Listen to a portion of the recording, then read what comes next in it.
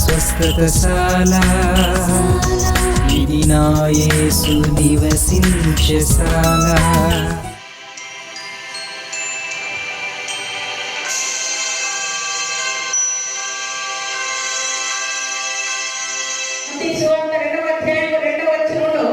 ఈ మాటలు రాయబడి ఉన్నాయి.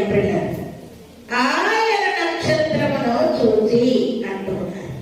దేవుని యొక్క నక్షత్రం వారిని నడిపిస్తా ఉన్నది. ఈ రూట్లో వెళ్ళాలి, ఈ రూట్లో వెళ్ళాలి, ఇలా వెళ్తే మీరు నేరుగా పశుపాకలోనికి వెళ్ళిపోతారు. అలాగే యేసయ్య పశుపాకలో పుట్టగానే ఒక నక్షత్రం పుట్టిందంట పిల్లలు. ఆ నక్షత్రం వారిని నడిపిస్తూ వస్తా ఉంది.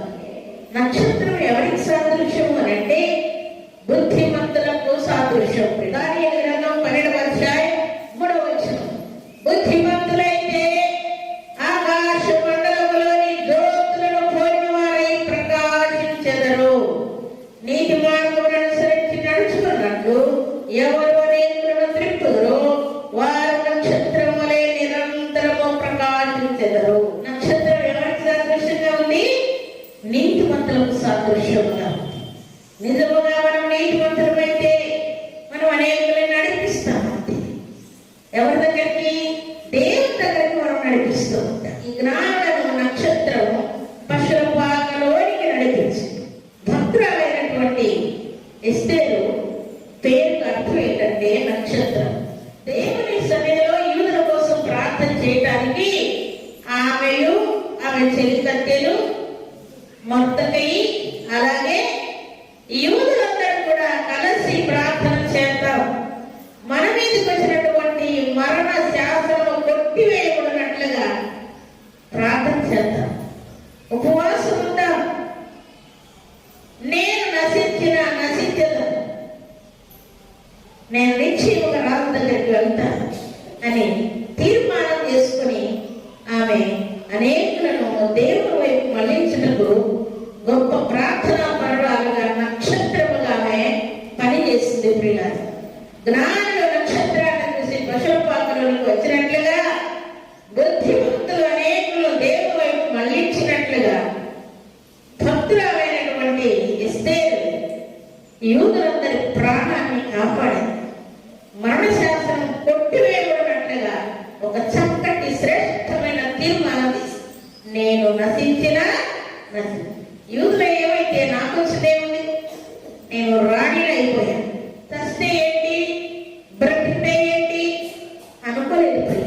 ఎస్తేరు యూదుల మీద ప్రేమ చేత నా జనులను నేను బ్రతికించుకోవాలి అని ఇష్టంతో ఆశతో ఒక చక్కటి తీర్మానం చేసి ఉపవాస ప్రార్థన చేసి యూదుల మీదకి వచ్చినటువంటి మరణ శాసనం కొట్టివేయబడినట్లుగా ఆమె గొప్ప త్యాగం చేసి పాపులను రక్షించుటకు భూమికి వచ్చాడు. క్రిస్మస్ లో నేను నశించదనని ఎస్తేరు పలికినట్టు శ్రేష్టమైన మాట మనం కూడా పలకాలని పరిశుద్ధాత్మ దేవుడు కోరుకుంటున్నాడు.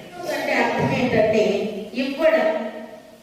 క్రిస్మస్ ద్వారా సర్వశక్తివంతుడైనటువంటి దేవాతి దేవుడు, తండ్రి అయిన దేవుడు కుమారుణ్ణి మనకిచ్చాడు.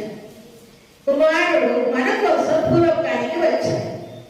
సర్వశక్తివంతుడైనటువంటి దేవాతి దేవుణ్ణి అనగా ఆయన ప్రియ కుమారుడే మన కోసం దేవుడు ఇస్తే మనం దేవుడి కోసం ఏం చేస్తున్నాం? నా కోసమే నువ్వు భూలోకానికి వచ్చావయ్యా అనిపిస్తున్నాడు. అందుకే కరుడైనటువంటి జ్ఞానులు నిన్ను అలా గొప్ప గొప్ప భక్తులందరూ కూడా నిన్ను నీ నామాన్ని పూజించారు. అలాగే గొల్లలు పూజించారు. ప్రభు సన్నిధిలో చేరిన మనం నక్షత్రాలని అనేకుల్ని దేవుని సన్నిధికి నడిపించేవారుగా దేవుని సంతోషపెట్టేవారుగా ఉండాలని దేవుడు కోరుకుంటున్నాడు. సంవత్సరాలు గడిచే కొలది మన ప్రార్థన టైం పెరగాలి, స్తుతించే టైం పెరగాలి, దేవుని యొక్క వాక్యాన్ని ధ్యానించేది టైం పెరగాలి. అలాగే దేవుని మందిరానికి వచ్చేటువంటి టైం కూడా పెరగాలి. దేవునికి అర్పణించేటువంటి అర్పణ కూడా పెరగాలి. ఇవన్నీ కూడా మనం ఆత్మీయంగా ఎదుగుతున్నాము, బలపడుతున్నాము అనడానికి రుజువు. ప్రార్థన టైంలో పెంచుకుంటున్నావు అంటే ఆత్మలను బలపడుతూ ముందుకు పోతున్నామని లెక్క. దేవుని మందిరానికి వచ్చే టైం కూడా నువ్వు పెంచుకుంటున్నావు అంటే నువ్వు నువ్వు వర్ధిల్లుతూ ఉన్నా. గడిచిన సంవత్సరం ఒక రకంగా వర్ధిల్లావు, ఈ సంవత్సరం ఇంకొక రకంగా వర్ధిల్లావు.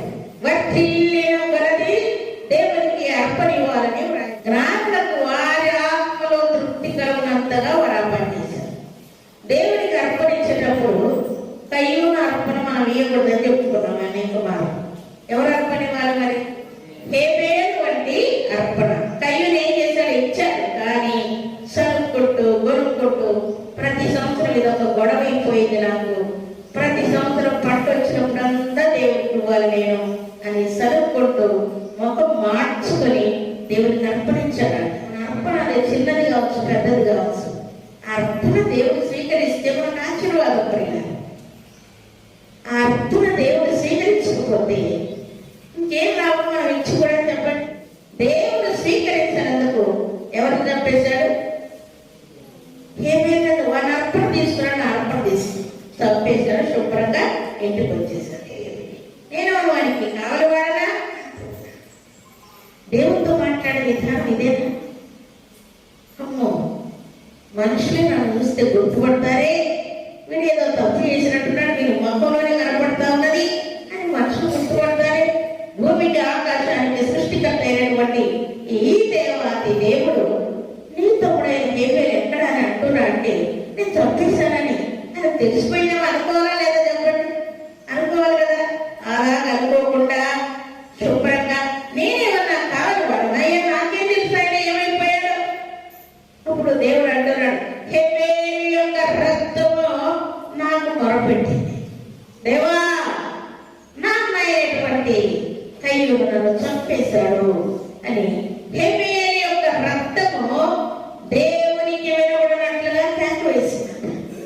కయ్యూను అతని అర్పణను యెహోవా లక్ష్య పెట్టలేదని వ్రాయబడింది. హేబేలు అతని అర్పణ, హేబేలు యొక్క జీవితం దేవునికి ఇష్టముగా యోగ్యముగా ఉంది కనుక ఆయన అర్పణను కూడా దేవుడు అంగీకరించాలి. మన అర్పణ దేవుడు అంగీకరించాలి అంటే ముందు మనం ఏం కావాలి చెప్పండి? మన జీవితం దేవునికి అంగీకారం కావాలి. మన జీవితం పర్ఫెక్ట్ గా ఉంటే మన అర్పణ కూడా దేవుడు సంతోషంగా స్వీకరిస్తారు. జ్ఞానులు దేవుడిని పూజించడానికి వచ్చినట్టుగా, గొర్రెల కాపరులు పూజించడానికి వచ్చినట్టుగా, ప్రలోభ పట్టణం నుండి దేవుని యొక్క దూతలు కూడా పూజించడానికి వచ్చినట్టుగా ప్రభు సన్నిధిలో చేరిన ప్రభు బిడ్డలమైన మనం క్రిస్మస్ లో మాత్రమే పూజిస్తాం. తర్వాత దేవునికి మనకు సంబంధం లేదన్నట్టుగా మనం ఉండడానికి వీలేకపోయినారు. దేవుని నమ్మిన బిడ్డలకు, విశ్వాసులకు ప్రతిరోజు ఒక క్రిస్మస్ ఎప్పుడైనా, ప్రతిరోజు క్రిస్మస్ ఆనందాన్ని నిజ క్రైస్తవులకు దేవుడు అట్టి ఆనందాన్ని అంతరంగంలో ఉంచాడు. ఎందుకంటే పాపం నుండి, శాపం నుండి, సాధారణ నుండి, లోకం నుండి మనం విడిపించబడి దేవుని బిడ్డలమై సొత్తై సాక్షులమై మనం బ్రతుకుతున్నందుకు అదే గొప్ప పాపి దేవుని సన్నిధికి వస్తే, మారవలసి పొందితే, బాప్తిసం పుచ్చుకుంటే, దేవుని యొక్క శరీరాన్ని రక్తాన్ని పుచ్చుకుంటే పరలోకంలో ఏం జరుగుతుందంట? గొప్ప విందు జరుగుతా. గొప్ప విందు పరలోక పట్టణంలో రక్షణ పొందిన వారి నిమిత్తం జరుగుతూ ఉంటే మనం ఎంత భాగ్యవంతులం, మనం ఎంత అదృష్టవంతులం, మనం ఎంత కరుణము, మనం ఎంత గొప్పవారం. దేవుడు మనకిచ్చినటువంటి కృప ఎంత గొప్పదో మనం జ్ఞాపకం చేసుకోవాలి. ఈ దీవెనలన్నీ కూడా మనం పొందుకొని దేవునికి ఇష్టమై యోగ్యులమై ఇహలోకంలో బ్రతుకున్నట్టుగా సర్వశక్తిమంతుడైనటువంటి దేవాది దేవుడు అలాంటి గొప్ప కృపను మనందరికీ అనుగ్రహించి ఆశీర్వదించును గాక. ఆమేన్.